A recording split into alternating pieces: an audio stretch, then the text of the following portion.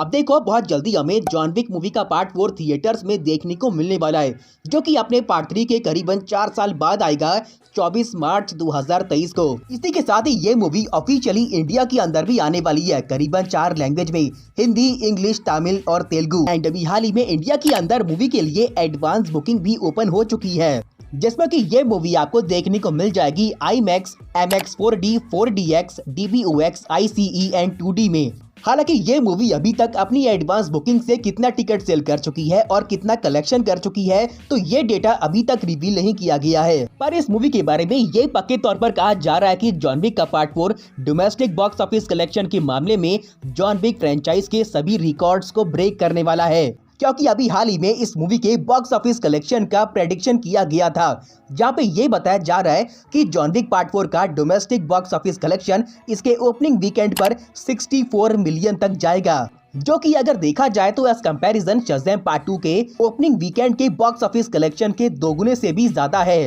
यानी कि 30.5 मिलियन, जो कि बिल्कुल उतना ही है जितना कहा गया था। Which means John Wick part 4 का डोमेस्टिक बॉक्स ऑफिस कलेक्शन भी 64 मिलियन के आसपास ही होगा इसके ओपनिंग वीकेंड पर। एंड ये असल में जॉन विक पार्ट 3 के ओपनिंग वीकेंड के कलेक्शन से 8 मिलियन ज्यादा है, जो कि था करीबन 56.8 मिलियन, जबकि पार्ट 2 का था 30.4 मिलियन एंड पार्ट 1 का 14.4 मिलियन। जिसके बाद सवाल निकल के आता है कि आखिर जॉन विक का पार्ट 4 डोमेस्टिकली एंड ग्लोबली कितना अर्न कर पाएगा अपने लाइफ टाइम में, क्योंकि इससे पहले 2019 में जॉन विक का पार्ट 3 इसके लिए रिकॉर्ड सेट कर चुका है, जो कि था domestically 171 million and globally 328 million. और क्योंकि अभी तो मूवी के बारे में काफी अच्छे खासे रिव्यूज भी निकल के आ रही है, तो इसीलिए आपके हिसाब से जॉन विक मूवी का पार्ट 4 वर्ल्ड वाइड में कितना अर्न कर पाएगा, तो नीचे कमेंट करना मत भूलना। वेल, मैं गैस करूंगा 500 मिलियन के पार। और अगर बात करें Shazam Fury of the Gods के बारे में, जिसने कि अपने ओपनिंग वीकेंड पर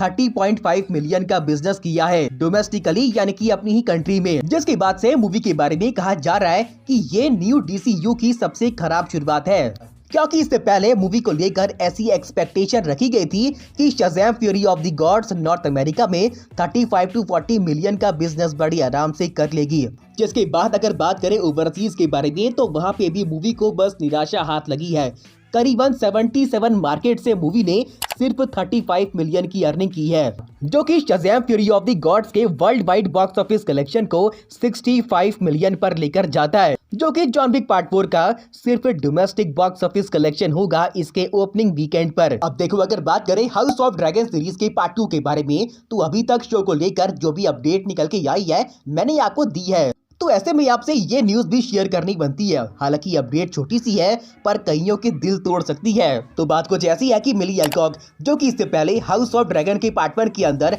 राइनरा टारगेरियन के बचपन का रोल प्ले कर चुकी है, तो वो पार्ट 2 के लिए कमबैक नहीं करेंगी। एंड इट इज डन, जो कि फैंस को कम से कम इस बात की ओर हिंट कर देता है कि पार्ट 2 इन दोनों के पास्ट के ऊपर ज्यादा फोकस नहीं करेगा, क्योंकि अब टाइम आ चुका है कहानी को आगे बढ़ाकर नए बंदों को शामिल करने का, इसी के साथ ही इस दुनिया के कुछ मेन इवेंट को एक्सप्लेन करने का भी। एंड इस सीरीज के बारे में कुछ बड़ी अपडेट आपको इन 2 वीडियोस में जानने को मिल जाएगी।